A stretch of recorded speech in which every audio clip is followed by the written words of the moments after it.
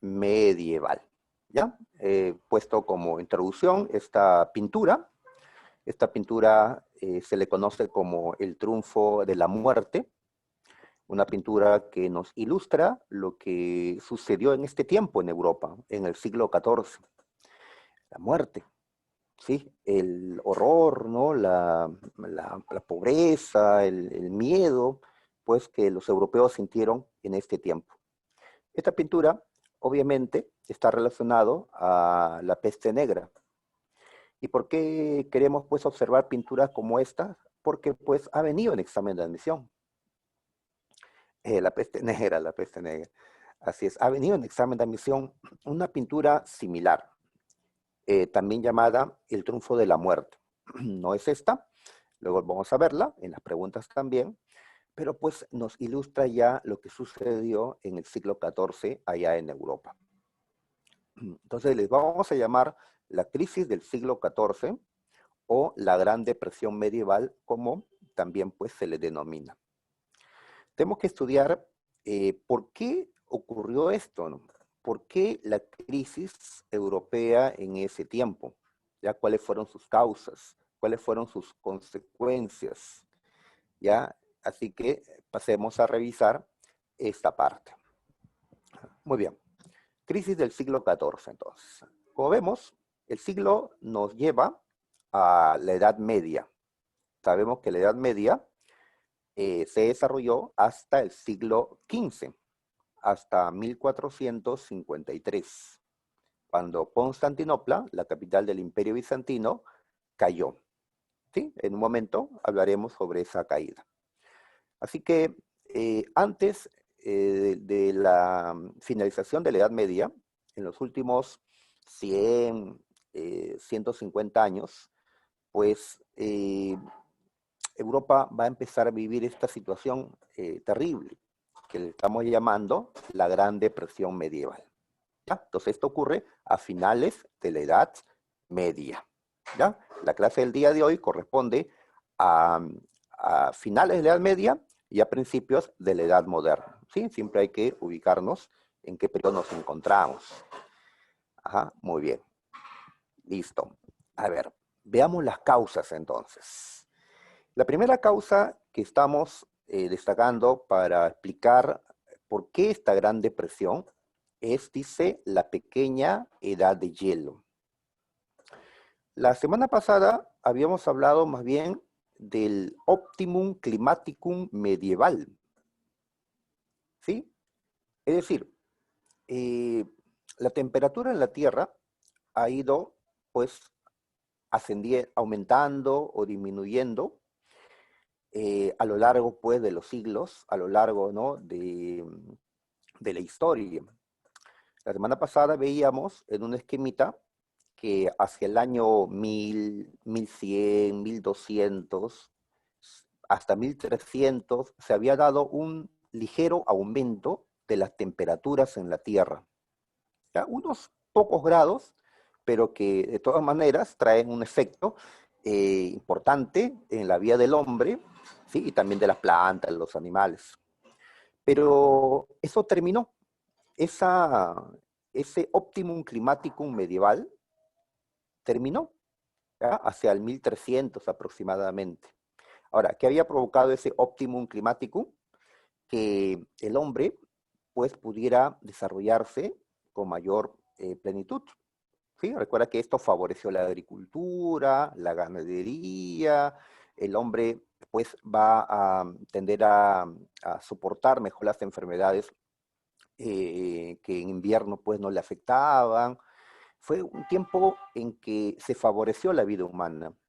Y por eso habíamos hablado la semana anterior que en los siglos XII, XIII, la población europea había aumentado considerablemente. Pero ahora estamos hablando de otra cosa, la pequeña edad de hielo. Entonces, hacia el año 1300, 1400, y continúa, ¿ya? 1500, 1600, ¿ya? Y todavía más. Lo que ahora se da más bien es un descenso de las temperaturas en la Tierra. ¿Ya? Un descenso, unos grados, ¿ya? una temperatura un poco por debajo de lo normal, ¿no? Entre comillas. ¿Y por qué se dan estos aumentos y disminuciones de las temperaturas? Bueno, se considera que ya es posible que sea debido pues a la actividad solar, ¿no? Pero eso ya es un campo de la geografía donde ustedes pues profundizarán, ¿no? A nosotros nos interesa los efectos de este cambio climático en la sociedad pues europea, ¿no? Y claro, esto era a nivel mundial, ¿no? Pero en estos momentos estamos centrados en la historia de Europa. ¿Sí? Recuerden que la historia se centra en Europa, sobre todo en estos tiempos, por esta visión eurocéntrica que se le ha dado, pues, ¿no? A la historia del mundo, ¿no? Muy bien. Entonces, le llamamos la pequeña edad de hielo. ¿Ya? Pequeña porque no fue, pues, una glaciación como se dio hace más de 10.000 años con la glaciación de Wisconsin. Obviamente, no es que toda la Tierra se cubra de hielo. No, no, no. Los glaciares sí crecieron, ¿no? Una parte, pero no es que volvamos pues al Pleistoceno y que los mamuts pues ya aparezcan nuevamente, ¿no? No. Así que se le ha llamado una pequeña edad de hielo, ¿ya? Una pequeña edad glacial. Muy bien. Entonces, esto lo ubicamos en el siglo XIV, desde el siglo XIV, porque va a continuar a lo largo de la Edad Moderna, pero lo identificamos desde el siglo XIV, porque en el siglo XIII todavía las temperaturas eran pues más benignas para el hombre. Ahora, ¿y qué consecuencias trae este descenso de las temperaturas sobre la vida pues de estos europeos? A ver, mencionamos que esto no solo traerá pues más frío en los inviernos europeos y mayor mortalidad infantil sobre todo, sino que van a haber intensas lluvias en los veranos, inundaciones, ¿sí? Recuerden los fenómenos del Niño que nosotros vivimos, ¿no? Así que inundaciones que van a destruir los cultivos. Este cambio climático va a afectar pues la agricultura europea, ya va a generar pues escasez, ¿no? De trigo, de alimentos en general, y no solo para el hombre, también pues para los animales. Así que habrá también una disminución, ¿no? Del ganado. Por lo tanto, ya hablamos de una crisis de los alimentos, una crisis de las subsistencias, una crisis agrícola fundamentalmente, ya una reducción de la producción de alimentos, ¿ya? Entonces, ¿qué pasa? Que ahora hay una menor producción de alimentos y por el contrario, pues existía una población de mayor número, ¿ya? Así que hay una fuerte escasez de alimentos. ¿Y qué pasa con el precio de los alimentos vendidos en los mercados, en las ciudades? Pues ya tendió a un alza, de tal manera que la gente, pues, de menos recursos, no va a poder comprarlos en la cantidad, ¿no?, que necesitan y van a sufrir, pues, hambre. Sus hijos van a estar mal alimentados, van a estar desnutridos. Entonces, hay una pobreza que crece en este siglo XIV. Y así, mal alimentados, débiles, le va a caer ahora qué cosa en este siglo XIV, pues la peste negra.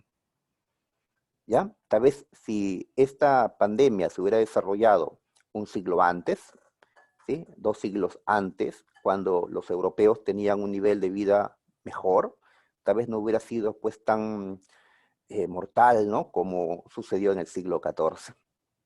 ¿Ya? Entonces, el cambio climático afectó la agricultura, afectó la ganadería, afectó pues al hombre, ¿no? ¿Ya? Entonces estamos viendo cómo todo esto se suma para entender la crisis de ese tiempo. Muy bien. Muy bien.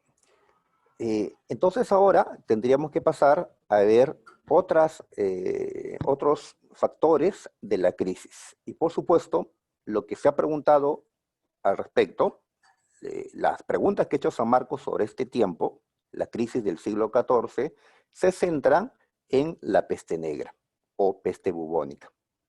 Ujú. Así es, no se han hablado de la edad de hielo o la crisis agrícola, sino sobre la peste negra. Muy bien. Entonces, este mal llegó desde Oriente, desde Asia, ¿sí? Entre China y Mongolia. Desde China, que como el COVID-19, pues similar, ¿no? ¿Ya? Igual se extiende de Asia a Europa, ¿no? A África, pues va a ser una pandemia esta, ¿no? Eh, por qué es posible que esta enfermedad de otro continente pues llegue a Europa, ¿no? Porque sabemos que los dos continentes estaban ya conectados vía el comercio. Siglos atrás, Asia y Europa estaban pues separados, eh, no había intercambios entre ellos, pero en este tiempo lo hay. Habíamos estudiado la semana anterior que en tiempo de las cruzadas, pues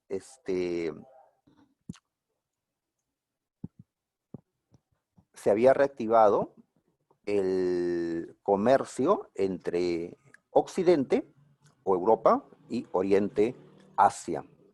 Entonces llegaban cargamentos de especias, ¿sí? De condimentos, desde la India o más allá hacia Europa, ¿no? Bien, en esos barcos que traían estos productos, pues van a viajar también ratas. Y dentro de esas ratas, pues pulgas. Y dentro de esas pulgas, pues una bacteria, la Yersinia pestis, que es la que produce esta enfermedad. Obviamente en este tiempo no se conocía sobre bacterias, nunca supieron los europeos de ese tiempo, eh, pues, qué era lo que los enfermaba, ¿no? ¿Qué era lo que los estaba matando, ¿no? Se dieron explicaciones, pues, que no eran nada científicas. Ya nosotros ya pues conocemos más al respecto. Muy bien, entonces la enfermedad llegó de esa manera, llegó en los barcos ya que transportaban estas mercancías, estos condimentos, ya estas cajas, pues de Asia a Europa. Observemos un mapita.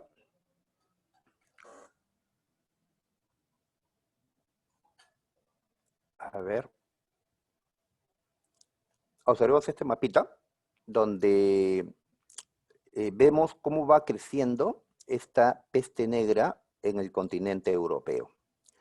Ahora, acá habría que indicar lo siguiente, ¿no? Que cuando hablamos de la peste negra, nos centramos en Europa, que murieron tantos millones, que empezó en tal lugar, que la crisis europea.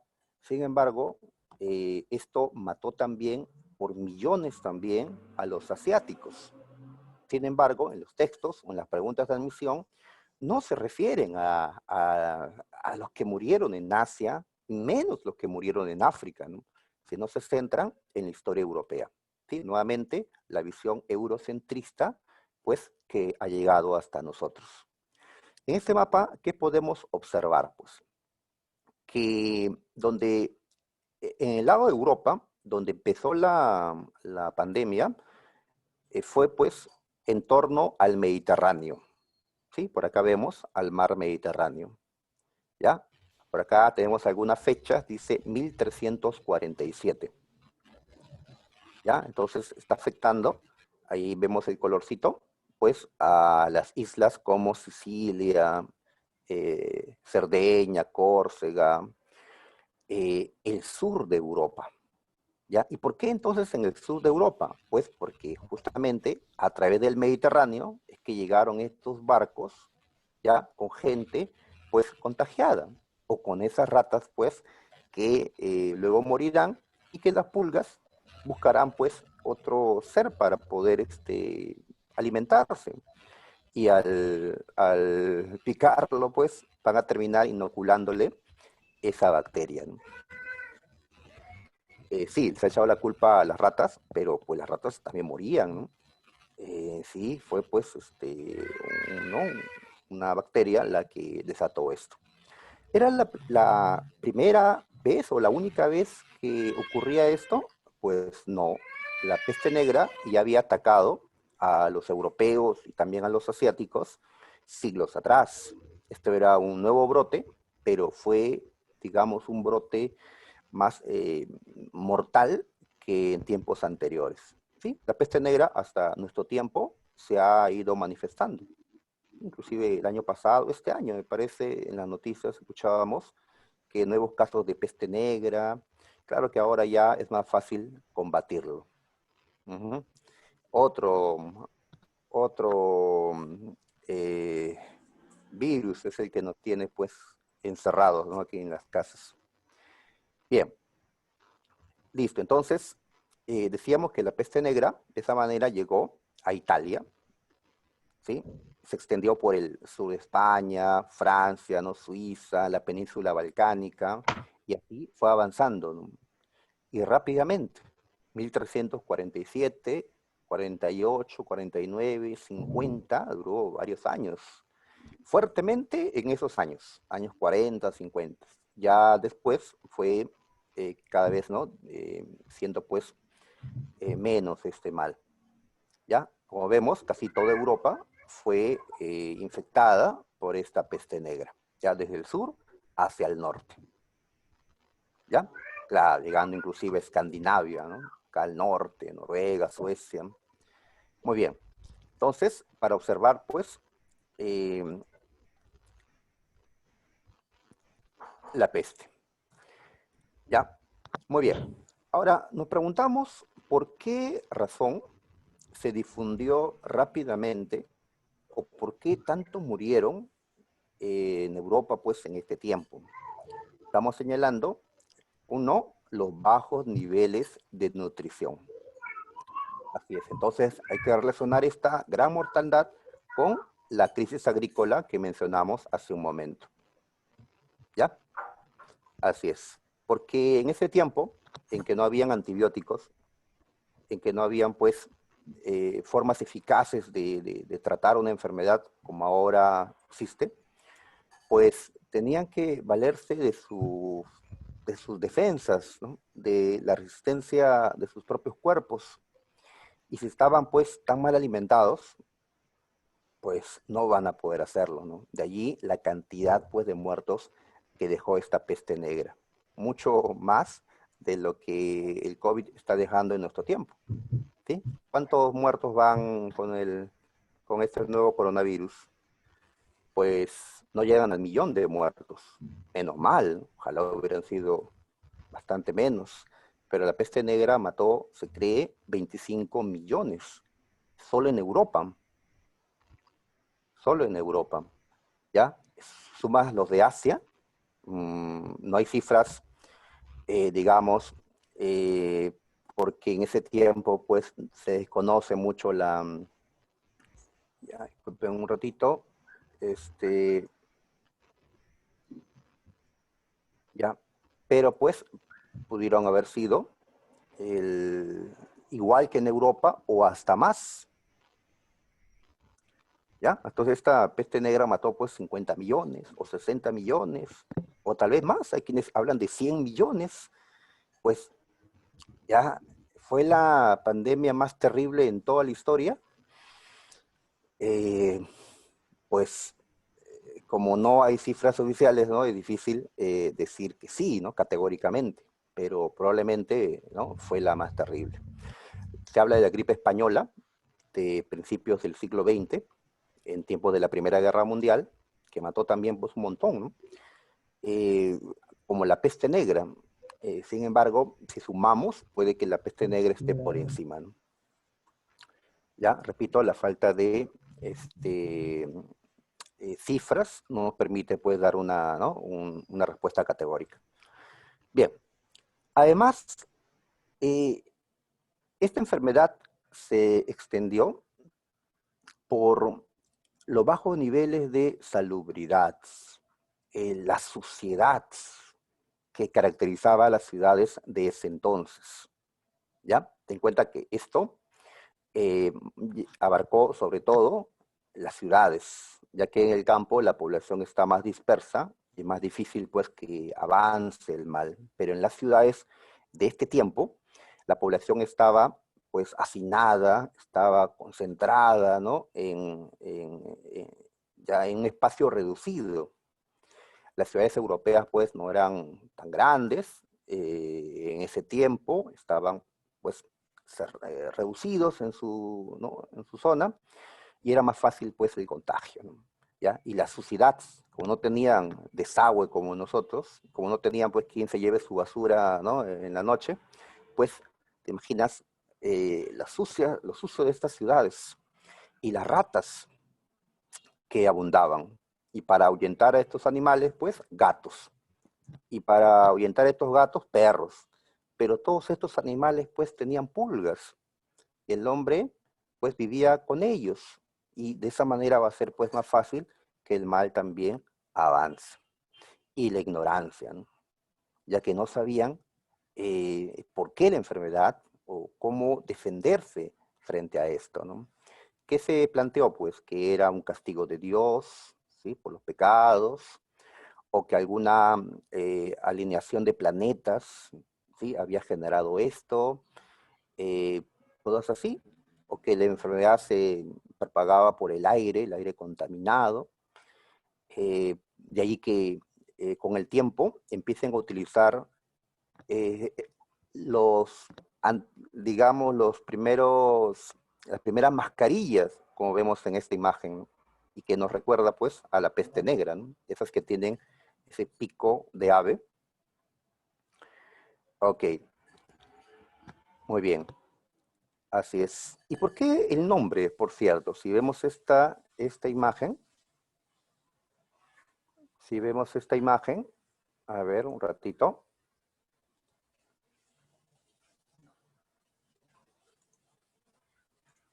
¿Ya? ¿Qué encontramos aquí? Pues observamos que estos enfermos de la peste les ha salido unas inflamaciones, unos bubos, le llamaron bubos, y el nombre pues bubónica de esta enfermedad. Y que tenían también unas manchas oscuras, de ahí el término pues negro, peste negra, y cuando reventaban estos bubos, salía, dice, un olor muy desagradable, y de ahí el término pues peste, ¿no? Aquí vemos estos enfermos, ¿ya? Y esta persona, pues, que no tiene el conocimiento para pues, tratar, ni los medios tampoco, ¿no? Científicos en ese tiempo. Cuentan que hasta agarraban hojas de la Biblia, ¿ya? Lo molían ahí en agua y se lo daban, puede tomar a los pacientes, a ver si con la ayuda de Dios, pues, curaban, cosa que no era posible, ¿no? Así es. O también buscas culpables. ¿Quiénes son los culpables, no? Y en esta Europa cristiana, pues vivían también judíos, gente pues de otra religión, gente que no cree en Jesucristo. Entonces, por acá también se produjeron ataques contra los judíos, quema de judíos, como ¿no? Este dibujito pues nos permite observar. Ataques contra judíos se han dado pues a lo largo de la historia, no solo en la Segunda Guerra Mundial con Hitler. ¿Ya? Muy bien, ahí está, ¿no? Listo. Eh, ¿Qué más? A ver.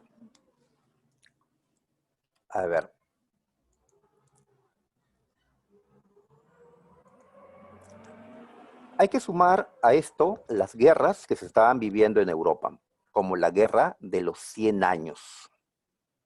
¿Ya? Como vemos, la guerra empezó en 1337 hasta 1453, justo acabó el año en que también caía Constantinopla, ¿no? Alguien dirá, profe, pero si restamos acá hay 116 años. Pues claro, pero como hubieron tiempos de paz, tiempos de tregua, entonces se le ha redondeado con el nombre de Guerra de los 100 años. ¿Sí? De los 100 años. Ahí está, ¿no? Fue una guerra larga, obviamente, ¿no? una guerra que enfrentó a dos reinos, Inglaterra y Francia. ¿Ya? ¿Por qué el enfrentamiento? Pues buscando un mapa, utilicemos el de acá.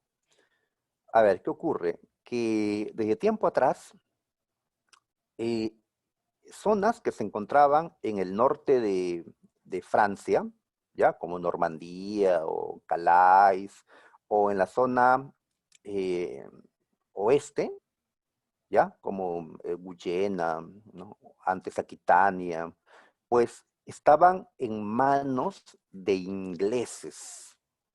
Territorio francés, territorio hoy francés, pero en poder de ingleses. Entonces, ¿por qué la guerra? Porque Francia, que ubicamos acá, buscaba recuperar dichos territorios, ¿ya? Dichos feudos, en una época del feudalismo todavía, ¿ya? Así que Francia buscaba su unidad territorial, su unidad política. Los reyes buscaban, pues, vencer y de esa manera fortalecer su reino.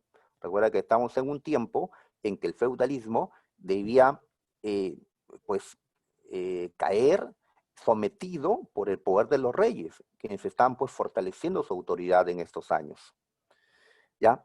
Muy bien, ahora, por otro lado, Francia temía, la corona francesa temía que ante la muerte de algún rey de Francia, pues los reyes de Inglaterra puedan reclamar la corona francesa, ¿sí? Debido pues a que tenían el control, ¿no?, de territorios en Francia.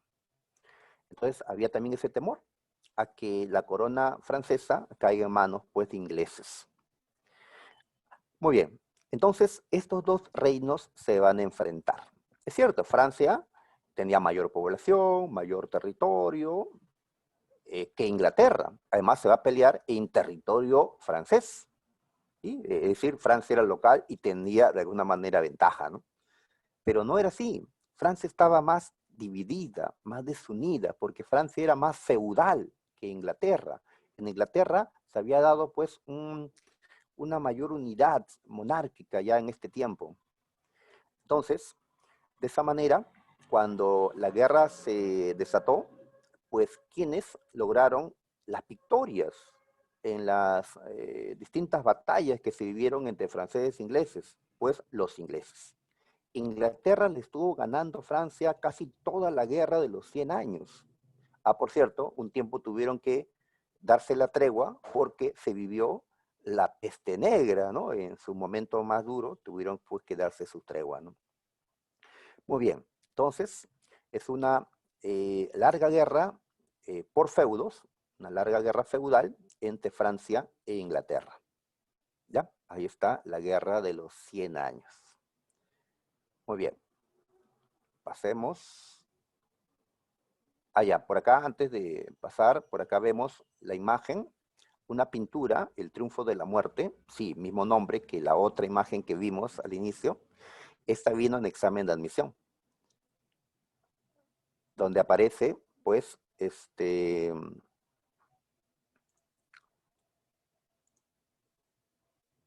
momentito, chicos, donde aparece, pues, la muerte personificada, ¿no? En una calavera montada, pues, acá en un caballo, ¿no? Y están, pues, matando, ¿no?, a esta gente, ¿no?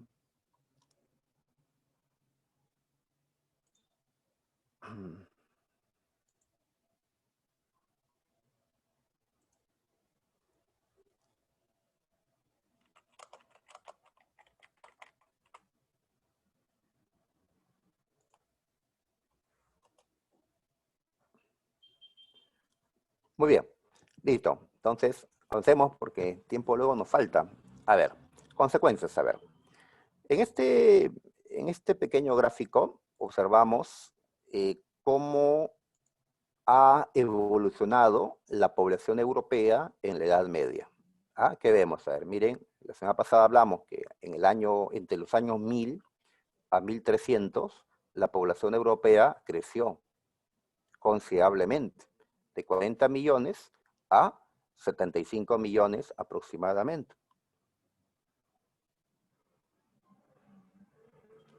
¿Ya? Ahí está. Muy bien, pero para el siglo que estamos estudiando, siglo XIV, ¿qué vemos?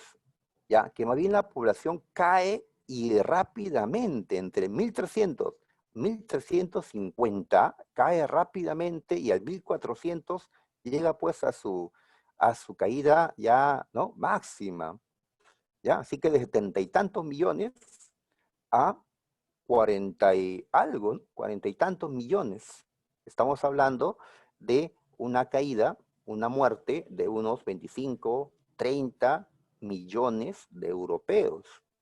Claro, esto es una aproximación nada más, pero de todas maneras nos ilustra lo que sucedía. Entonces, ¿por qué tantos muertos en este siglo XIV? Ah, la peste negra. Así es. Ya para el siglo XV, ya pues hay una recuperación demográfica, una recuperación. ¿Ya? Muy bien, entonces el siglo XIV fue muy difícil, como se ve en este esquema. La muerte de 25 millones aproximadamente en Europa. Habría que duplicar esta cantidad si sumamos los muertos en otros continentes.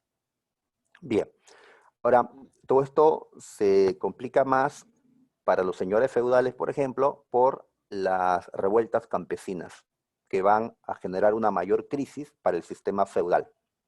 El sistema capitalista también estuvo en crisis, por supuesto, ¿no? Todo estaba en crisis en estos años, pero pues el sistema feudal con estos golpes está tendiendo pues a su extinción. Todavía resistirá siglos más, pero pues poco a poco está agudizando su crisis. ¿Cómo terminó la guerra de los 100 años? Pues en la última parte de la guerra, cuando asumió la corona en Francia Carlos VII, Francia logró unirse y logró, pues, vencer a Inglaterra, ¿ya? Al inicio a Carlos, pues Carlos tenía mucha gente que no aceptaba su reinado, no había sido legitimado, no tenía el apoyo, y sin ese apoyo, sin esa unión, sin ese respaldo, no podía ganar esta guerra. Pues entonces a Carlos VII le cayó muy bien la aparición de una joven llamada Juana, Juana de Arco, la doncella de Orleans. Eh, Según dicen, pues Juana fue una enviada, ¿no?, por Dios, o escuchó, ¿no?, a Dios, o tuvo visiones, ¿no?, de ¿no?, santos, que le decían pues que debía ayudar al rey, que debía ayudar a Francia, que Francia tenía que ganar esta guerra, ¿no? Juana de Arco entonces se va a convertir en un símbolo de Francia para la unidad y para poder enfrentar a los ingleses. Juana apoyó a Carlos VII. ¿Ya? Juana le dio victorias a Francia que pues no tenían una mujer luchando, sí, raro, ¿no?, en ese tiempo. Juana terminó siendo apresada y los ingleses la terminaron quemando viva, ¿no?, pena de la hoguera, ¿no?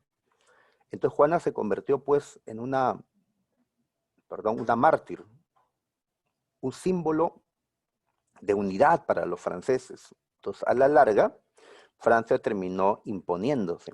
Francia ganó la guerra de los 100 años. ¿Qué pudo conseguir? Pues recuperar territorios que antes estuvieron en manos de ingleses. Y así Francia unificó su territorio. El Estado se fortaleció. La dinastía Valois o Valois, al que pertenecía Carlos VII, se fortaleció.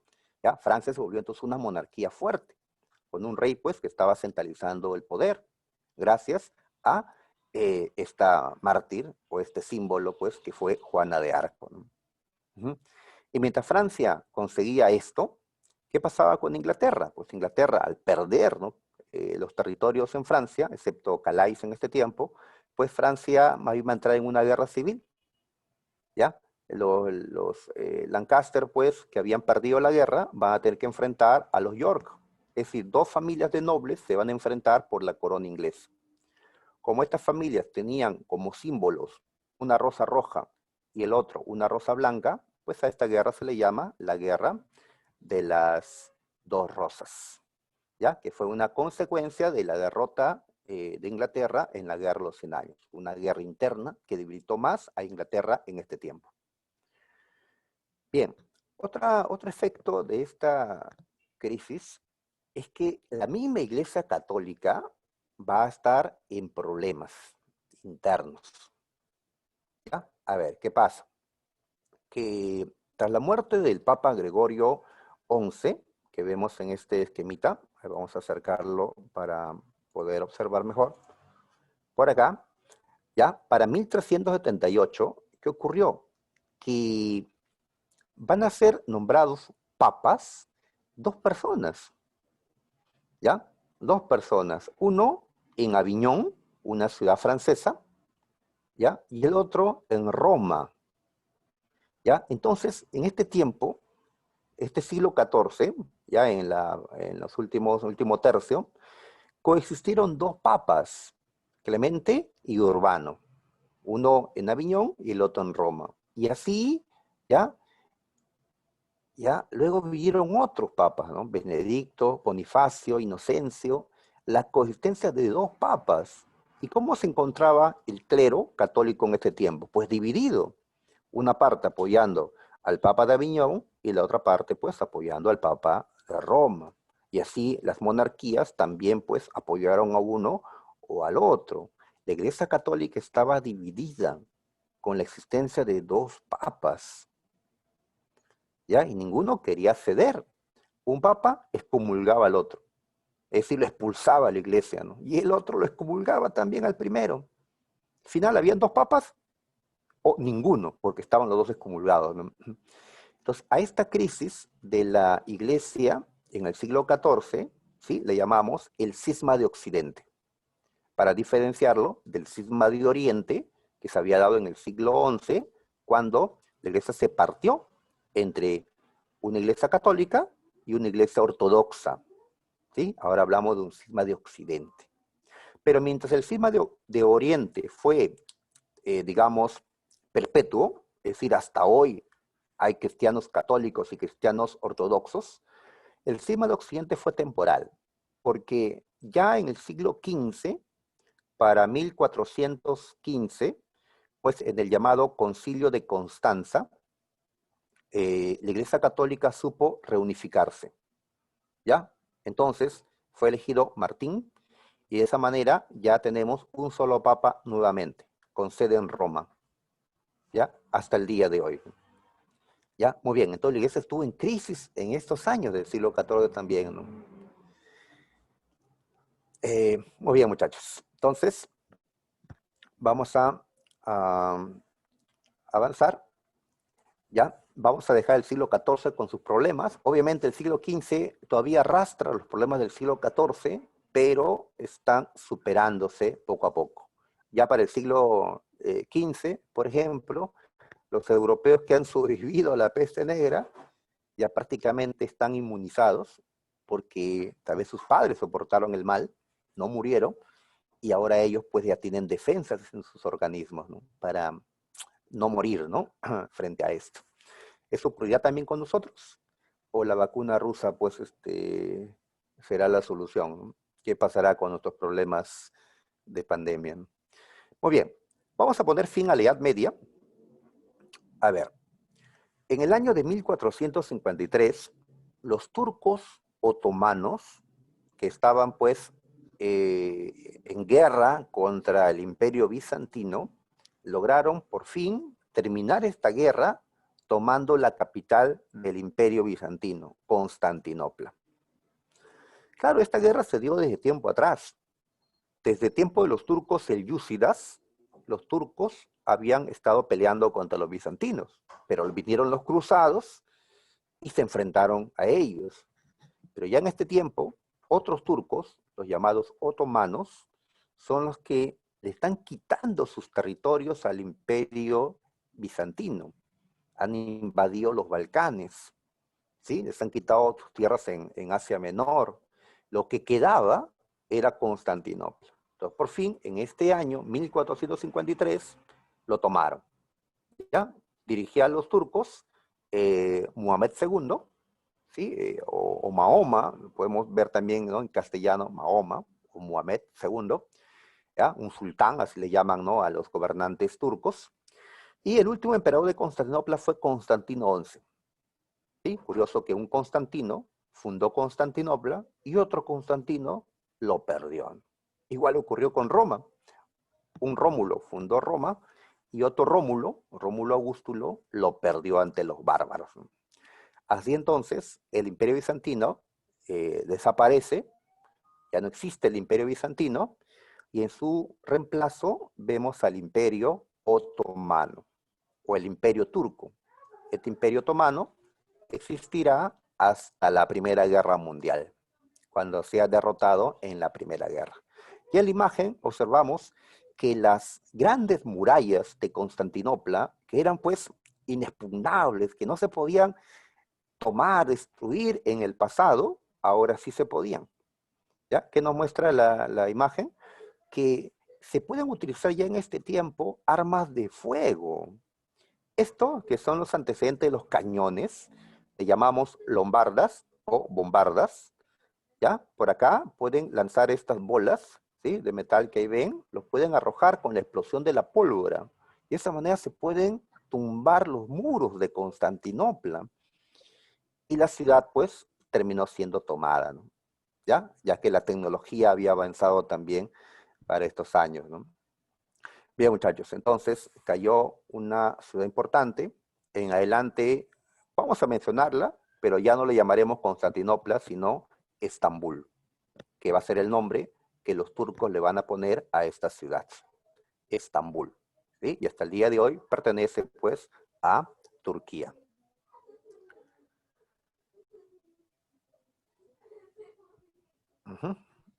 Bien, chicos.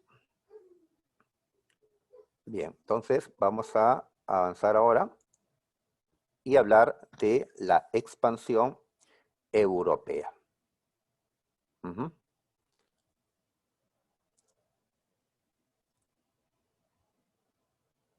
A ver.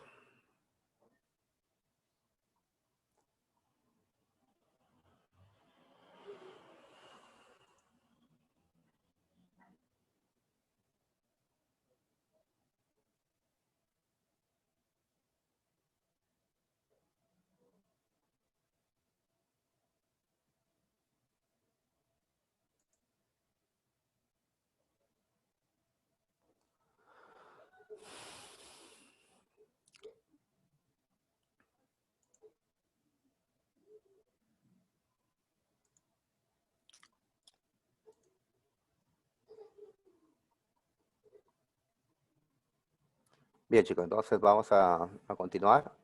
Eh, no sé si es un problema del Zoom, pero me dicen que hay chicos que intentan ingresar, pero no me aparece nada en la computadora. Y pues submarinos españoles llegando a tierras americanas. Ajá, claro, el encuentro de los dos mundos, como se le ha llamado, o para nosotros, el inicio de la invasión europea a América. ¿Sí? Ahí vemos a un sacerdote con la cruz, ¿no? Muy bien. ¿Ya? Así que vamos a pasar a estudiar ahora cómo Europa fue, pues, descubriendo el mundo alrededor y va a pasar, pues, a dominarlo, ¿no? La expansión europea. Muy bien. A ver. Nos vamos a ubicar ya en la edad moderna, ¿sí? Que sabemos empezó en 1453. ¿Ya? Entonces, en esta segunda parte del siglo XV, que corresponde a la edad moderna, a lo largo del siglo XVI, se van a dar una serie de viajes.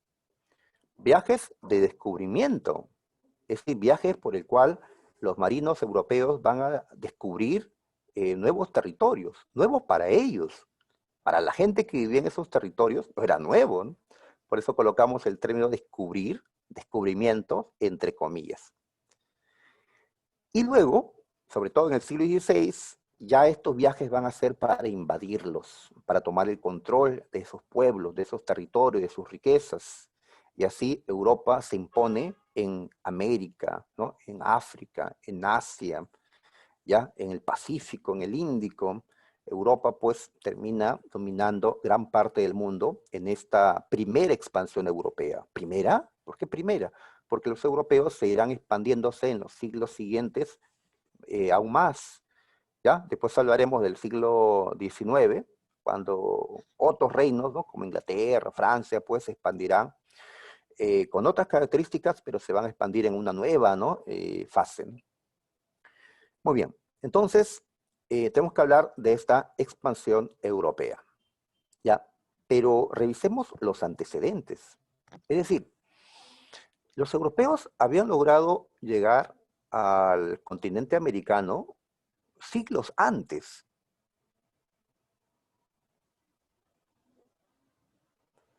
Ya, siglos antes. A ver, un ratito, muchachos.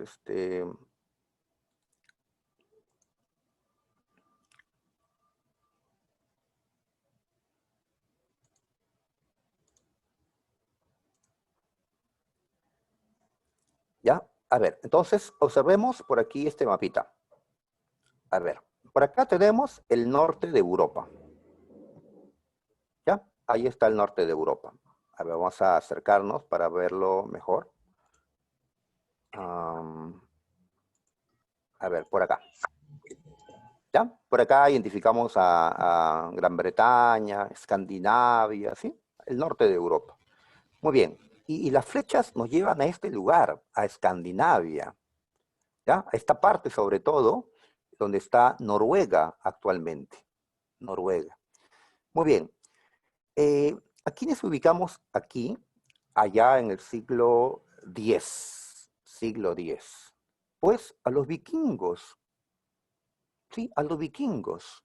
Habíamos hablado sobre los vikingos que con sus ataques contribuyeron a que en ese tiempo, siglo IX, siglo X, pues, se desarrolle el sistema feudal, ¿ya? Y las líneas que nos dicen que muchos de estos vikingos, noruegos fundamentalmente, no solo fueron a Inglaterra o a Irlanda, sino que también avanzaron por el Mar del Norte, por el Atlántico Norte, llegaron a Islandia y llegaron inclusive hasta dónde, hasta Groenlandia. Groenlandia es esta enorme isla que pertenece al continente americano, así Groenlandia dependa de Dinamarca, pues geográficamente pertenece al continente americano. ¿Y quién fue ese vikingo que llegó hasta Groenlandia? Pues en el mapita nos están colocando ya el nombre, Eric el Rojo. Eric el Rojo, ¿ya? Así que él viajó desde Islandia, él había cometido delitos, él se fue de Islandia y llegó a Groenlandia, ¿ya? Llegó a Groenlandia. Esto en el siglo X después de Cristo, ¿ya? Entonces vemos a un Eric el Rojo pisando esta isla americana 500 años antes que Cristóbal Colón, ¿ya? Y después otros vikingos, como su hijo Leif, ¿ya? Van a avanzar, Leif por acá, esta es la línea de Leif Erikson, ¿y a dónde va a llegar Leif? Va a llegar, por acá vemos, la península del Labrador, por acá, Terranova. Y en Terranova, pues, va a establecer una colonia de vikingos conocida como Vinland, ¿sí? Vinland. ¿Y esto, dónde se encuentra esto? Pues, en América del Norte. Claro está, ¿no? En América del Norte. Así es. Si no, podríamos observar este mapita. A ver, por acá, entonces, vemos que aquí está la península del Labrador, ¿no? Terranova y Labrador, ahí está. Muy bien, entonces, ¿a dónde llegaron? Como vemos, llegaron de esta manera hasta aquí. Aquí ubicamos a Vinland, ¿ya? Así es. Actualmente esto corresponde a Canadá. ¿Ya? Así que si viajas por Canadá, podrías visitar estos restos de asentamientos vikingos. O sea, ya está demostrado que los vikingos llegaron a América 500 años antes que Cristóbal Colón. Por lo tanto, no podemos seguir repitiendo que Colón, pues, descubrió América o que fue el primero en llegar a América. ¿Sí? Inclusive hay una teoría, sabrán por historia del Perú, que nos dice que hace miles de años, cromañones, hombres primitivos, tal vez llegaron a América del Norte. La teoría europea del poblamiento americano, pero eso todavía es una teoría. Sí está confirmado la presencia de vikingos en América del Norte, aquí, ¿ya? Pero ya con Eric el Rojo a Groenlandia, ¿sí? Muy bien. Entonces, eso lo podemos señalar como antecedentes de estos viajes vikingos. Ah, por cierto, en esos años las temperaturas estaban un poquito elevadas de lo normal, ¿sí? El llamado optimum climaticum. Por lo tanto, el frío habría sido menor en estas tierras, pues, congeladas, ¿no? Muy bien, listo. Estas colonias, como Vinland, serán, pues, abandonadas con el tiempo por los vikingos, estarían muy distantes, además la temperatura cambiará con el tiempo y los vikingos van a ir civilizándose, entre comillas, ¿no? Incorporándose, ¿no?, a la civilización europea. Así que se perderá ese conocimiento. Así que en la época de Cristóbal Colón y otros se desconocía la existencia de América. Al menos es lo que sabemos hasta ahora, ¿no? ¿Ya? Muy bien. Vamos a volver pues a nuestra... Ajá, aquí. Entonces, antecedente, los viajes de los vikingos. ¿Ya? Esto en el siglo X, a finales. También otro antecedente serán los viajes de Marco Polo. Marco Polo y su familia de comerciantes venecianos, ¿no?, italianos, viajaron ellos a Oriente, ¿ya? A Oriente. En ese tiempo dominaba en Asia el imperio mongol. China estaba controlado, inclusive la India, por el imperio mongol. Así que Marco Polo va a conocer las tierras del Gran Khan, es decir, del emperador mongol, va a conocer pues estos territorios de donde provenía riquezas a Europa. ¿Sí? ¿Recuerdas los condimentos o especias que traían sobre todo de la India? O la seda que importaban desde China. Así que Marco Polo va a conocer estas tierras. A esas tierras, en lejano oriente, le vamos a llamar las Indias. ¿Ya? Es decir, a la India, China, Indochina, Japón y otras islas y territorios pues asiáticos, las Indias. ¿Ya? Muy bien, Marco Polo de regreso a Europa va a escribir Il Milioni, el millón de maravillas. ¿Ya? Muy bien, entonces se publicará tras su muerte, los europeos lo van a leer, ¿y qué cosa va a despertar la lectura de esta obra en los europeos? Pues el interés por visitar esas tierras llenas de maravillas que había descrito Marco Polo. Marco Polo había exagerado, ¿ya? Pero pues esto despierta la curiosidad y la ambición de los europeos por ir a esas tierras, ¿ya? Entonces estos hombres que subieron a los barcos de Colón y de otros, pues tal vez tenían en su mente, ¿ya?, llegar a esas tierras fantásticas y donde habían riquezas, influidos pues por la lectura de esta obra. Bien, avancemos. A ver, causa de la expansión europea. A ver, ¿qué vemos? A ver, observamos por aquí que entre Europa y Asia, en medio, se formó un imperio que con el tiempo fue creciendo más y más. Este es el mapa del imperio turco u otomano en su mayor extensión. ¿Ya? Ya, tal vez al inicio no era tan grande, ya, más chico ya, pero de todas maneras, vemos esto para darnos cuenta de que este imperio otomano estaba en medio. Aquí está Estambul, la ex Constantinopla. ¿Ya? Están en medio. Entonces, este imperio lo que va a hacer es bloquear el comercio entre Europa y Asia, entre Occidente y Oriente. Recuerda que por acá viene la ruta de la seda, desde China, ¿ya? Y también, sobre todo por mar, la ruta de las especias, ¿no?, desde la India. Y ambas rutas pasan por tierras del Imperio Otomano para poder llegar al Mar Negro o al Mar Mediterráneo. El comercio era de esta manera, pues a través del Mediterráneo, los europeos contactaban con los asiáticos, que traían los productos, la sede y especias, hacia el mar Mediterráneo. Pero ahora los turcos van a bloquear, como coloco en esta línea, van a bloquear dicho comercio, exigiéndole el pago de impuestos elevados a los productos que iban pues de Asia a Europa. ¿Ya? Entonces, el lucrativo negocio de la seda y las especias, que había enriquecido antes a los italianos, ahora pues se corta por la intervención de estos turcos otomanos. ¿Ya? Muy bien, entonces, si el comercio por el Mediterráneo ha sido bloqueado, ¿qué queda, no?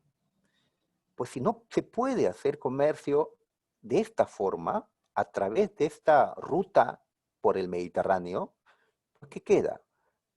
Hacerle la guerra a los turcos. No, los europeos buscarán evitar que los turcos se expandan más allá por Europa, pero ir a derrotarlos, no. Recuerda que antes se dieron 200 años de guerra de europeos contra turcos, las cruzadas, y terminaron en un fracaso, ¿no? Lo mejor era buscar otras rutas que los lleven a los europeos hasta la India y más allá, pero no por el Mediterráneo, sino por el Atlántico, por el Atlántico. ¿Ya? Un ratito veamos otra vez el mapita de Google, por aquí. Entonces, tenemos a Europa, ¿ya? Acá queda Turquía actualmente, lo que quedó del Imperio Turco, Turquía. Muy bien, entonces la idea es llegar a estas tierras, ¿ya? A la India, ¿sí? A Indochina, ¿sí? Donde está Vietnam y otros actualmente, ¿no?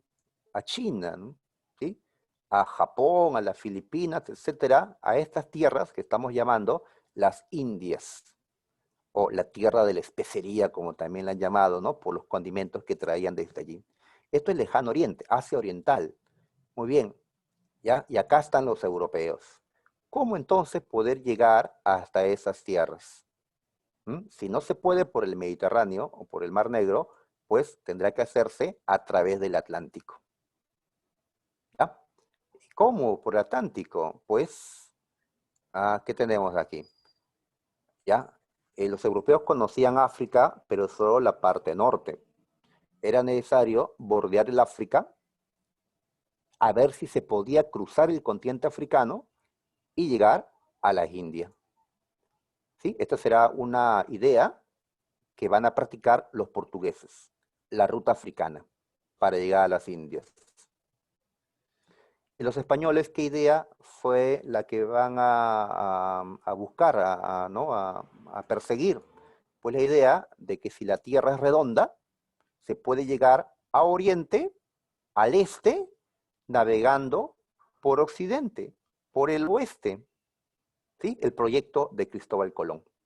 Ajá, entonces había que navegar por allá, por la Tierra redonda, para terminar por este otro lado. Sí, pues, pero sabemos que en medio se encuentra el continente americano, ¿no? Que no lo sabían ellos en su momento. ¿Se puede llegar hasta Asia? Claro, se puede llegar hasta Asia, ¿no? Se puede llegar en una tierra redonda, redonda entre comillas, no, no es redonda exactamente, pero así lo vamos a llamar, ¿ya? Porque así se decía en ese tiempo, ¿ya? Muy bien, pero pues en medio está América. ¿Ya? Bien, entonces tenemos el bloqueo turco como un factor importante para entender la expansión.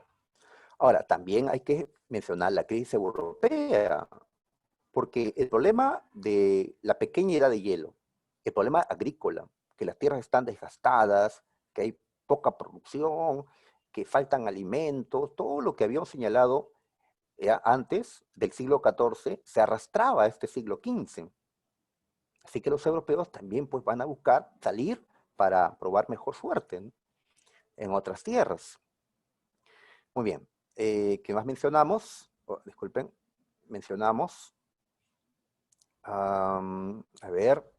Ya, y que detrás de todos estos viajes está la burguesía. Detrás de todos los cambios que están dándose en este tiempo está la burguesía.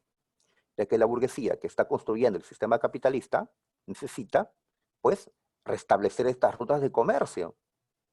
¿Ya? Si no se puede por el Mediterráneo, pues hay que hacerlo por el Atlántico, por el Índico, por el África.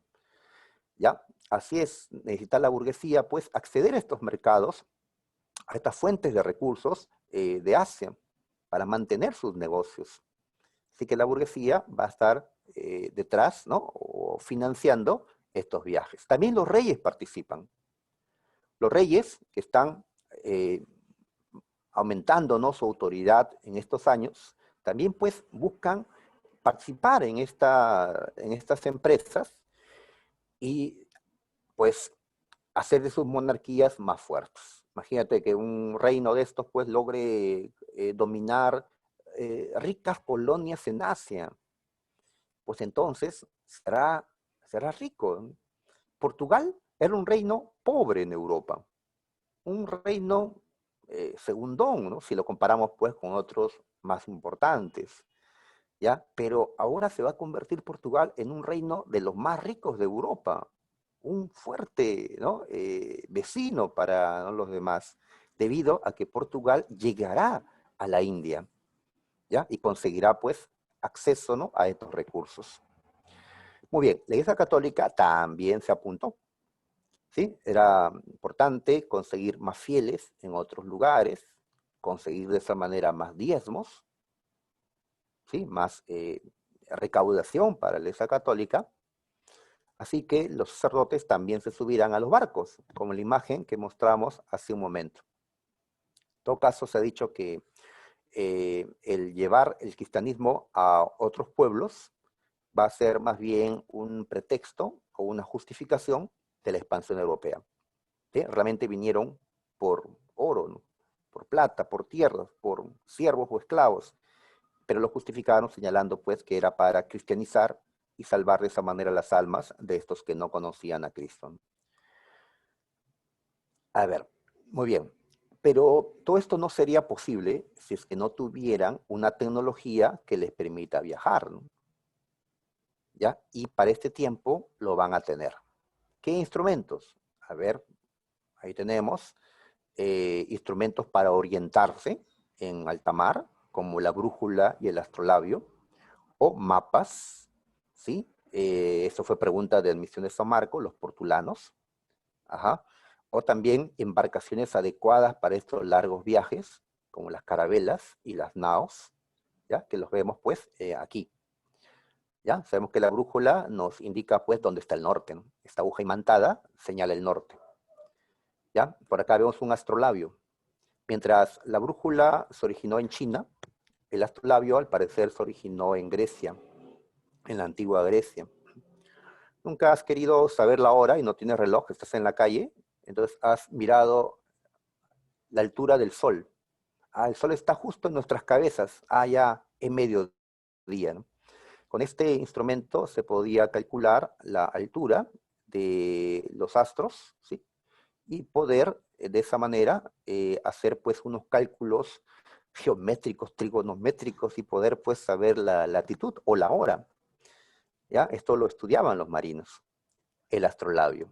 Por acá vemos un portulano, ajá, estas cartas marinas.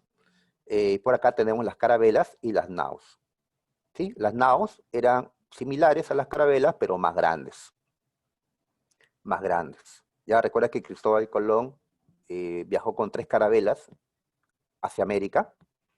En verdad no eran 3 carabelas, eran 2 carabelas y una nao.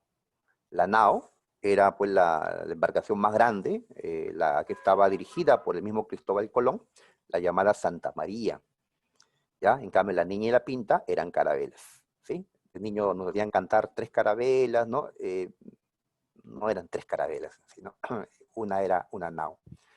¿Ya? Entonces, las naos son más grandes porque se requiere transportar, ¿no?, más recursos, más hombres que las carabelas. Así que una tecnología para la época que le va a permitir, pues, estos viajes a grandes distancias.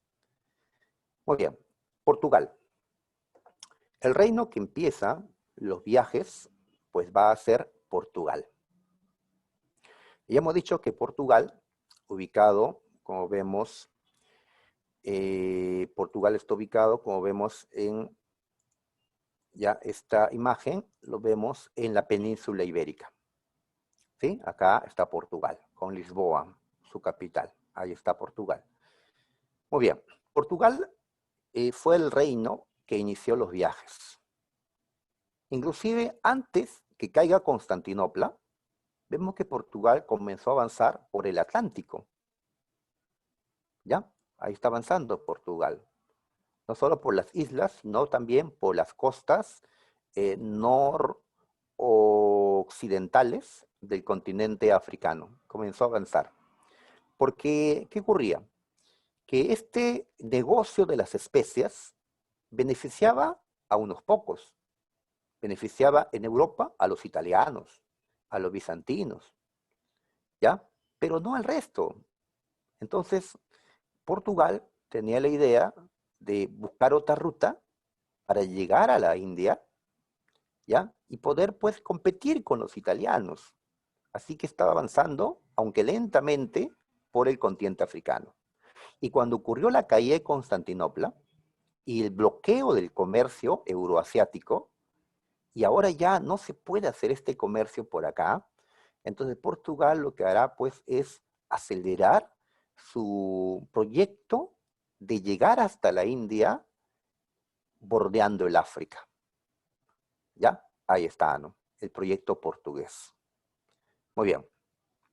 Listo. Entonces, tenemos a un Portugal, inicia los viajes de expansión, y una razón también para que lo haga es porque Portugal contaba con una escuela de navegación. Aquí en Sagres, que está al sur de Portugal, se reunieron gente conocedora de la navegación, de la utilización de instrumentos de navegación, de los mapas, gente pues que va a contribuir al desarrollo naval, marítimo de los portugueses. Por eso la mayoría de los marinos que hoy vamos a mencionar son portugueses. Y estos marinos no solo trabajaron para Portugal, también trabajaron para España y otros países, ¿ya? Siendo de Portugal. Muy bien, esta escuela fue fundada por un príncipe portugués llamado Enrique el Navegante. Enrique el Navegante, ¿ya? Él era un príncipe. Muy bien, entonces, de esa manera, la escuela de Sagres, sumado a otros factores, explican por qué Portugal inicia los viajes. El mapa también nos permite ver que Portugal tenía una excelente posición geográfica para poder iniciar estos viajes. Está justo frente al Atlántico, justo pues ya frente al África, por donde se creía que era la forma, ¿no? La ruta pues por donde se podía abrir este camino hacia la India. Ahora, España también, pero España en ese tiempo estaba dividida, ¿ya? Ahora hablaremos sobre esa unificación. Y más allá, Francia e Inglaterra estaban peleando o acababan de terminar la guerra de los 100 años. Así que Portugal, ausente de guerras, pues va a poder dar inicio a esto. Bien, saquemos a ver ya a los marinos. Tenemos a Bartolomé Díaz. Bartolomé Díaz, por acá lo tenemos, a ver. A ver, Bartolomé Díaz. Entonces, Bartolomé sale de Portugal y avanza por las costas occidentales de África. ¿Sí? Estas son las costas occidentales, estas son las costas orientales. Así Portugal está avanzando, ¿ya? Muy bien. ¿Y hasta dónde llega Bartolomé Díaz, este marino portugués? Llega hasta aquí. A este lugar le va a poner como nombre el Cabo Tormentoso, o el Cabo de las Tormentas. Dañada su embarcación, va a tener que regresarse, ¿ya?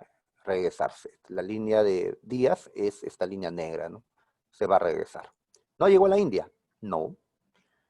¿Ya? Pero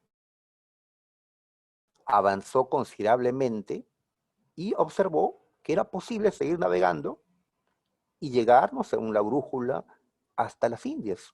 Era posible, ¿no? Además, también este viaje sirvió para explorar el África, descubrir las riquezas que el África podría brindarle a Portugal. ¿Qué van a encontrar en el África? Aparte de minerales, metales preciosos, o una fauna exótica para ellos, van a encontrar gente a la cual esclavizar y vender, ¿sí? A la población, pues, negra, ¿no? De África, ¿no? Muy bien, ahí están entonces Bartolomé Díaz. Ya, en Portugal se le va a cambiar el nombre al Cabo, porque Cabo de las Tormentas genera temor entre los marinos. Para más bien incentivarlos, el nombre va a ser ahora el Cabo de la Buena Esperanza. De la Buena Esperanza. Pasan los años, Portugal, como vemos, desde el viaje de Díaz al viaje de Gama, pues deja pasar una década. En esa década, ¿qué ha ocurrido? En 1492, los españoles con Colón han llegado a la India según ellos. En verdad llegaron a América, ¿no? Entonces los portugueses tenían que, pues, eh, ya continuar con esto, ¿sí? Antes que los españoles le ganen, pues, el control de las Indias. Así que tenemos a Vasco de Gama, o da Gama, si prefieres en portugués. Entonces, viendo el mapa, Vasco da Gama va a avanzar por las costas orientales, va a superar el Cabo Tormentoso, acá está la línea de Vasco, avanza ahora por las costas orientales, ¿sí? De África, llega al Océano Índico y de esa manera llegó Vasco da Gama a Calicut en 1498. Calicut, pues una ciudad, un emporio comercial en la India. Acá está la India. ¿Ya? Muy bien. Entonces, los portugueses accedieron a la tierra de las especias. El barco de Gama regresará, pues, con especias. Por cierto, a quienes malogró su negocio la llegada de estos portugueses. Pues en esta zona, los que dominaban el comercio, en el Índico, entre ¿no? cercano, Medio Oriente, eran pues los árabes, que aquí están. Los comerciantes árabes ven pues la competencia llegar, los portugueses. Por eso habrán enfrentamientos con ellos. Muy bien, entonces Gama regresa y de esa manera ya existe una ruta hacia la India, una ruta directa bordeando el África. ¿Ya? Vasco da Gama, entonces. Y así Portugal, poco a poco, irá mandando más marinos, soldados, y logrará controlar parcialmente la India. ¿Ya? Y así Portugal será el que traiga especias y lo venda a los demás europeos, creciendo Portugal, porque monopoliza la venta de especias. Y España no decía haber llegado a la India, sabemos que era un error de Colón, no había llegado a la India, sino a América. En el 1500, el marino, pues, se desvía él iba a ir a la India, se desvía, que fue intencional, y llegó a estas costas americanas. Se le considera por eso el descubridor, entre comillas, de Brasil a Álvarez Cabral. ¿Ya? Y luego Cabral continúa y ya su viaje a la India, ¿no? Y así irán más y más portugueses hasta crear un virreinato portugués en la India. Muy bien. ¿Listo? A ver, avanzamos ahora. España.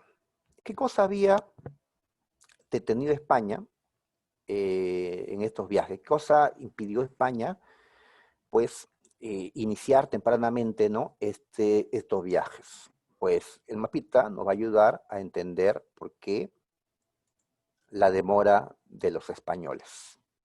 Como vemos, Portugal estaba unificado.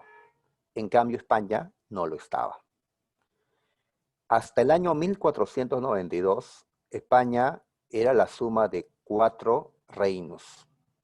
Castilla, el más grande y fuerte, Aragón, el segundo, ¿no?, en poder, y de ahí estaba Granada y Navarra. ¿Sí? Hoy son uno solo, ¿no? Entonces, ¿qué ocurre por acá?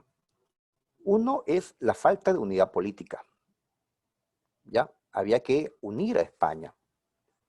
Y para esta unión se había dado un gran paso con el matrimonio de Isabel de Castilla y Fernando de Aragón, los reyes católicos. Entonces, ese matrimonio alianza a las dos coronas, de Castilla y Aragón. Y así podían sumar fuerzas también para derrotar a los rivales, ya que Aragón quería absorber a Navarra antes que lo hagan los franceses, que están más allá, y Castilla quería pues absorber a Granada. Granada era el enemigo de los castellanos, de los españoles en este tiempo. ¿Por qué? Porque en Granada estaban todavía los moros, los musulmanes.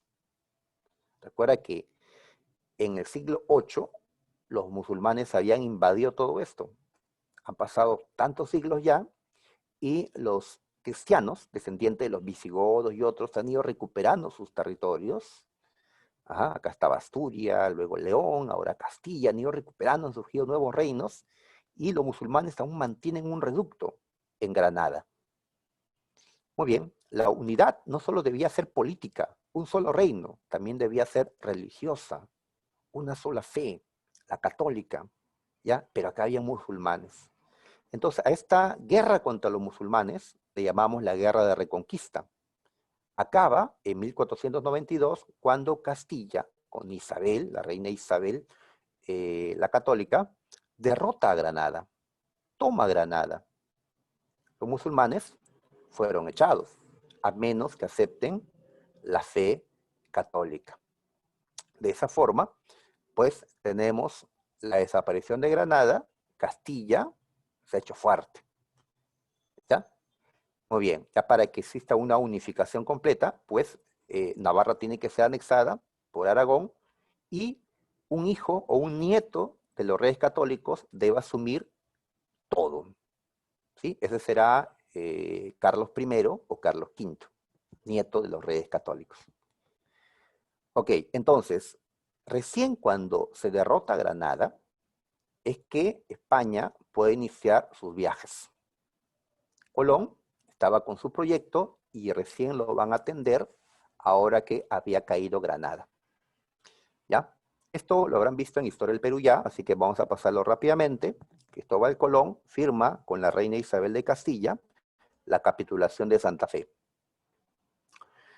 Así es, y de esta manera procede a hacer pues su primer viaje hacia las Indias, supuestamente, ¿no? ¿Sí? Esto lo habrán visto ya en Historia del Perú, pues tenemos acá los viajes de Cristóbal Colón. Nos interesa solo el primero, ¿sí? El primer viaje, Colón pues llega a la isla Guananí y otras islas. Ajá. Cuba, ¿sí? Lo que hoy es Haití o Santo Domingo, ahí está, ¿no? Muy bien, entonces la llegada de los españoles, dirigido por este italiano Cristóbal Colón, pues, a tierras americanas. Muy bien, y así habrán más viajes. Eso ya ustedes lo conocen por Historia del Perú, donde se hace este tema. Muy bien, listo. A ver, pasa el tiempo y los españoles se dan cuenta de que esto no eran las Indias.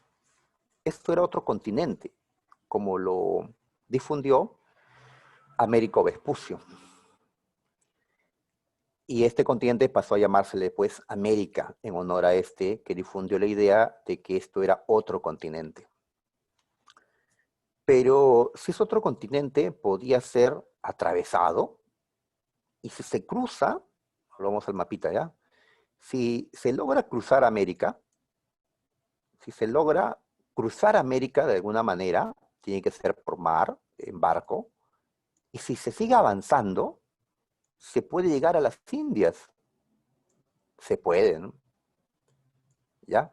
Entonces, España va a contratar a un portugués llamado Hernando o Fernando de Magallanes para que éste haga un viaje con esa intención, llegar a las Indias cruzando América. Cruzando América. ¿Ya? Muy bien. Listo, entonces veamos este mapita donde está el viaje de Magallanes. Por acá Magallanes avanza desde España y lo que hace es bordear América del Sur. Y por el estrecho que hoy lleva su nombre, el de Magallanes, logra cruzar del Océano Atlántico al Océano Pacífico. Justamente él le pone nombre de Pacífico a nuestro océano. Y así cruza el océano más grande del mundo, el Pacífico. Se le acabó la comida, ¿ya? Hasta se le acabaron las ratas, eh, tuvieron que recurrir a eso, pues, a buscar alimento de ese tipo. Y muy bien, Magallanes llega a las Filipinas, donde luchando contra los nativos del lugar, muere Magallanes. ¿Ya? Muy bien, de todas maneras, en el futuro, las Filipinas serán parte del imperio colonial español. ¿Ya? Muy bien. Muerto, fue reemplazado en el mando por Sebastián Elcano. Y con Elcano hacen el viaje de regreso, cruzan el Índico, el Atlántico y regresan, pues, a España. Entonces, este viaje fue el primer viaje alrededor del mundo, el primer viaje de circunnavegación, y demostró que la Tierra, pues, era esférica, ya que habían navegado en una dirección y habían regresado, pues, a su mismo punto. Muy bien, ahí está. ¿Ya? También tenemos que ver el reparto del mundo. Es decir, España y Portugal van a definir las zonas en que cada reino podía explorar, podía dominar, para no chocar entre sí. En sí, España y Portugal, o Castilla propiamente y Portugal, tenían buenas relaciones. Así que había que evitar una guerra. En primer término, mencionamos que el Papa Alejandro VI va a dar una bula, una decisión sobre los límites de cada reino. Y esa bula alejandrina se observa en esta línea punteada del mapa. ¿Ya? Entonces, ¿qué pasa? Que lo que está hacia el este de esta línea punteada es para que lo colonice Portugal, y lo que está hacia el oeste para que lo colonice España. Muy bien, este no fue aceptado por Portugal, porque Portugal quería que la línea estuviera más hacia el oeste. ¿Sí? Entonces, al año siguiente, se firmó el Tratado de Tordesillas, 1494, en el que España y Portugal ahora sí definen las zonas a dominar. Entonces, de esta línea, llamada línea de Tordesillas, ¿ya? O podemos verlo en el mapa anterior, por acá, a esta línea de Tordesillas. Todo lo que está hacia el oeste, España lo puede colonizar, como en efecto lo va a hacer. Y Portugal puede colonizar lo que está en dirección del este, hacia el este. De esa manera, Portugal evitaba que los españoles utilicen la ruta africana para llegar, pues, a las Indias.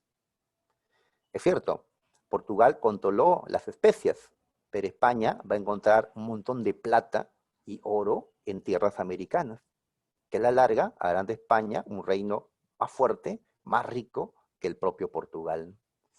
Por acá vemos otra línea, la línea de Zaragoza, que complementa al Tratado de Tordesillas, para definir que los derechos que tiene Portugal son de esta línea a esta otra, ¿no? Y España, pues desde acá, dando la vuelta al mundo hasta aquí.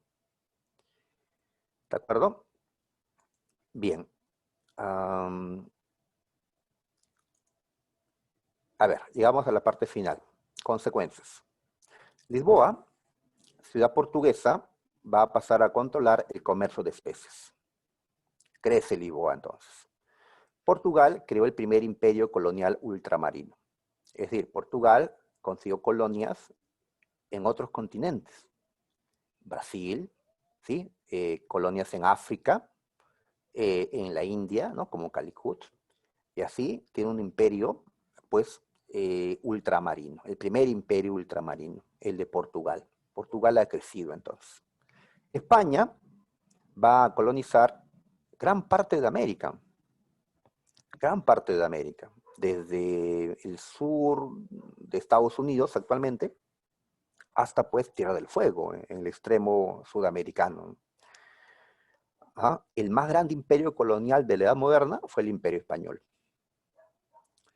¿ya? Que incluía pues gran parte de América, como también las Filipinas, allá en Asia, ¿no? España se convirtió pues en el reino más poderoso de ese tiempo. Su imperio fue el más grande. Tanto así que se dice que dirán ellos que en su imperio no se ocultaba el sol. Muy bien, ahora, ¿dónde se dan ahora los viajes, el comercio? Pues en este otro mapa podemos observar que el Mediterráneo ya se usa menos. En cambio, el Atlántico va a ser surcado, ¿no? Navegado, pues ahí están los barcos, el comercio. Ahora el Atlántico importa, ¿no? El Mediterráneo ha quedado desplazado, ¿ya? El Índico también es importante, el Pacífico, pero el Atlántico va a ser, pues, la zona geográfica, ¿no? Principal, ¿no? Para los intercambios entre el Nuevo Mundo y el Viejo Mundo, ¿no? Ok, eso también lo vemos. A ver, ¿qué más? Los puertos que más crecen son los puertos que están frente al Atlántico, ¿ya? Como en España, pues, Sevilla, Cádiz, en Portugal, Lisboa. Antes los que habían crecido más eran los que estaban en torno al Mediterráneo, en cambio ahora los que están frente al Atlántico. El capitalismo ahora crece más, ¿sí? Ahora que tienen mercados también en América, ¿sí? Tienen en África una fuente de esclavos. En Asia, ¿no? Ahora han restablecido el comercio de las especias. La burguesía comercial pues crece, ¿no? ¿Qué más? Tanto oro y plata llega a Europa, desde América sobre todo, desde Perú en gran parte, que esto genera un aumento del precio de los productos europeos. Claro, ahora que la gente cuenta con más oro y plata, pues suben los precios. A esto se le ha llamado la revolución de los precios. Así que afectó pues la economía europea. Los pueblos nativos pues van a ser explotados. En América, sabemos por HP lo que soportaron nuestros indígenas. No fueron esclavos, es cierto, en teoría, pero en la práctica vivieron como tal. En África sí fueron esclavizados, la población negra de ese continente, y vendidos. Igual los pueblos asiáticos, que van a ver pues cómo se llevaban sus riquezas los europeos. La crisis demográfica, las enfermedades europeas se propagan y generan pues también muerte en otros continentes. ¿Ya? Tal vez no la peste negra, pero otras enfermedades, como la viruela y la sarampión, que estaban pues en ese tiempo afectando, llegan a América. Y mientras los europeos ya tenían defensas, los americanos, los nativos, estaban totalmente pues indefensos frente a estos males y morirán por millones. Entonces, si una peste negra mató pues en Europa tantos, en América la viruela, sarampión mataron también en millones. Una razón que facilitó el dominio europeo sobre el continente americano. El mestizaje, ¿no? La mezcla de los europeos con los nativos. No solo una unión pues cultural, ¿no? Sino una unión pues física, ¿no? Racial, étnica entre ellos. En HP ustedes han hablado pues de los mestizos. Nosotros somos mestizos ya prácticamente, ¿no? Muy bien, la expansión de la cultura europea, por algo hablamos castellano, por algo tenemos creencias europeas, o nos vestimos como ellos, etcétera, y que se demostró la esfericidad de la Tierra con los viajes de Magallanes y Elcano. Listo, entonces muchachos, creo que ya hemos terminado. Aquí quería finalizar observando lo siguiente, que a pesar que España y Portugal habían dicho, esta parte es para España, esta parte es para Portugal, un tratado solo obliga a los que lo firman, Portugal y España. Entonces, otros reinos fueron enviando también marinos, como Inglaterra. Acá vemos el viaje de Pavoto, este italiano, o John Cabot le dicen los ingleses, que va a llegar a América del Norte, por acá. ¿Ya? Con el tiempo Inglaterra reclamará estas tierras. Aquí se formarán las 13 colonias con el tiempo. Los Estados Unidos, luego de su independencia. O también vemos a Francia con Cartier, que llega pues a tierras del actual Canadá. Canadá llegará a ser una colonia francesa, ¿sí? En otro mapa ya veremos eso. Entonces, la llegada también de europeos a América del Norte y también a Sudamérica, recuerda las Guayanas, ajá, inglesa, francesa, holandesa, que se formaron acá entre Venezuela y Brasil. A pesar que había un reparto entre España y Portugal, se colocaron aquí, no respetando este tratado, que no los obliga a ellos. Si el territorio no está colonizado, consideraban que podían meterse allí, ¿no? Bien, entonces muchachos, ahora sí, ya vamos a finalizar, ya que son las 12:10. O me pueden regalar todavía unos minutitos para resolver la práctica, chicos.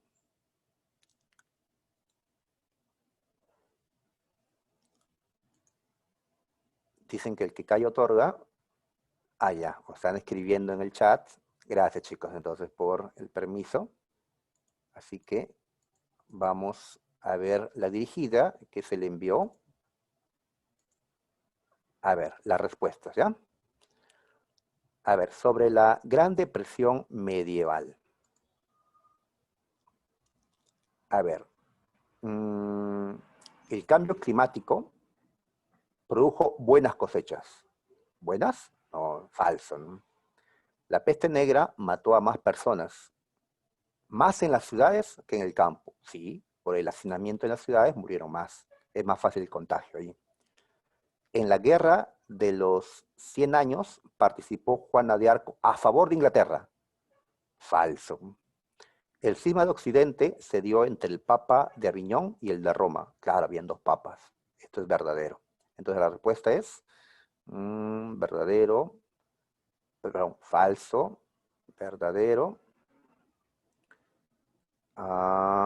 falso, verdadero. Ayúdenme, chicos. La A. Ah, ya, muy bien, gracias.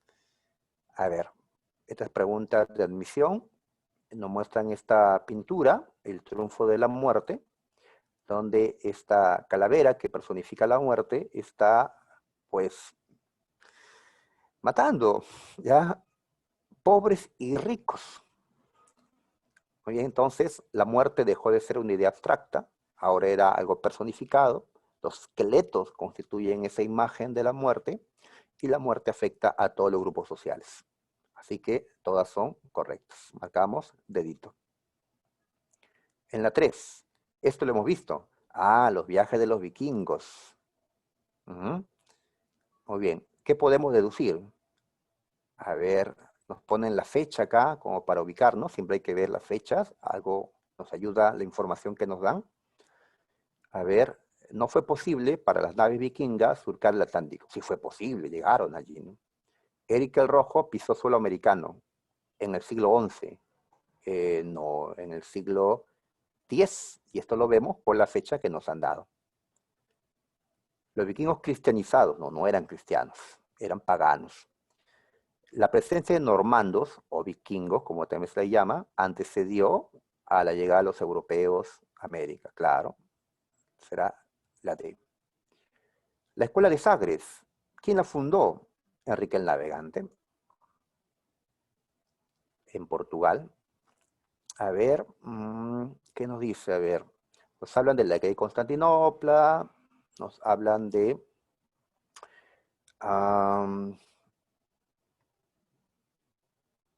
ya, del bloqueo del comercio euroasiático. A ver, todo esto conllevaría a que la iglesia acepte el triunfo del Islam. No, nunca, ¿no? Los comerciantes cristianos presionan a sus monarcas para que le paguen tributo a los turcos. No, esto, bloqueo genera la búsqueda de una nueva ruta comercial al lejano oriente. A ver, ¿qué más?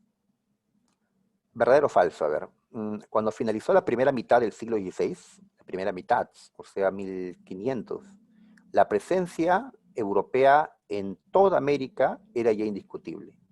toda América estaba en manos de algún Estado europeo. Toda América. Cuando te ponen todo o ninguno, normalmente es falso.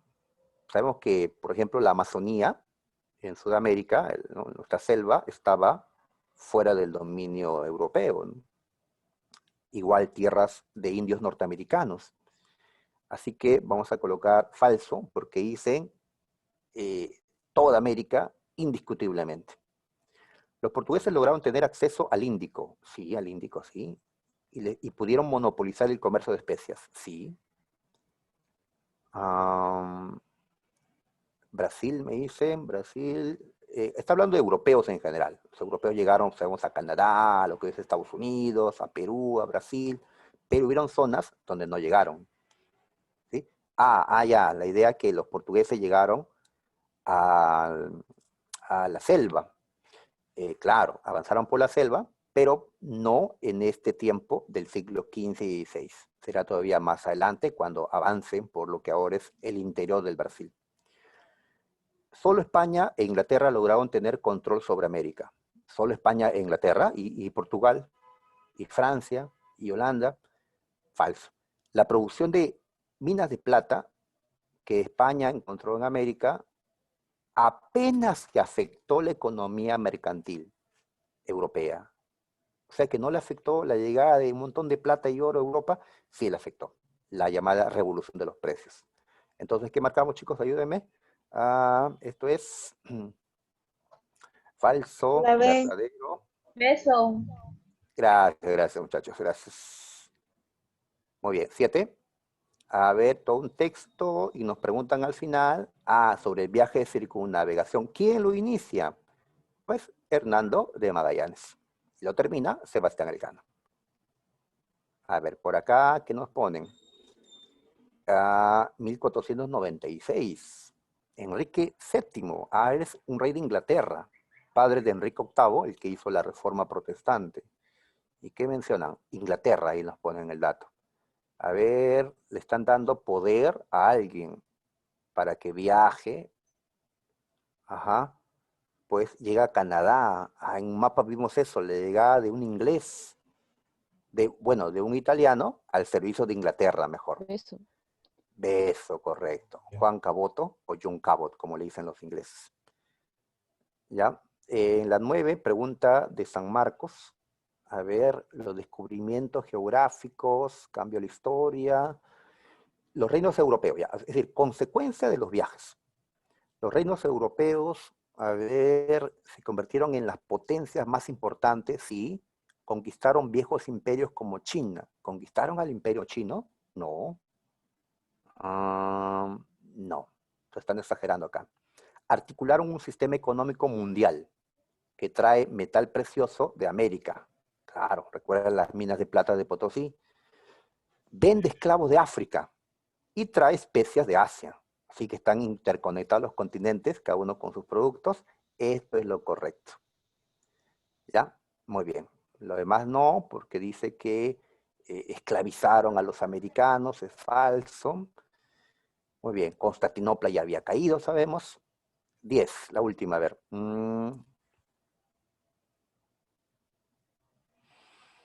Ya, pregunté a San Marcos, otra vez sobre los viajes, consecuencia de los viajes.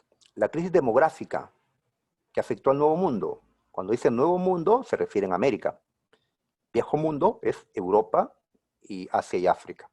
En efecto, una consecuencia fue la muerte de millones de nativos americanos con las enfermedades que trajeron los españoles, los europeos en general. Revolución industrial es posterior, pues. ¿Ya? El colapso de los imperios del lejano oriente, es decir, que China, el imperio japonés se han dominado, no. Así que marcamos la 10. Y ya tenemos las claves de la domiciliaria, nos lo han puesto allí. Bien, muchachos, entonces ya no podemos continuar más por tiempo. Nos vamos a quedar aquí.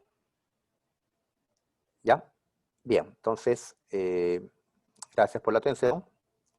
Nos vemos.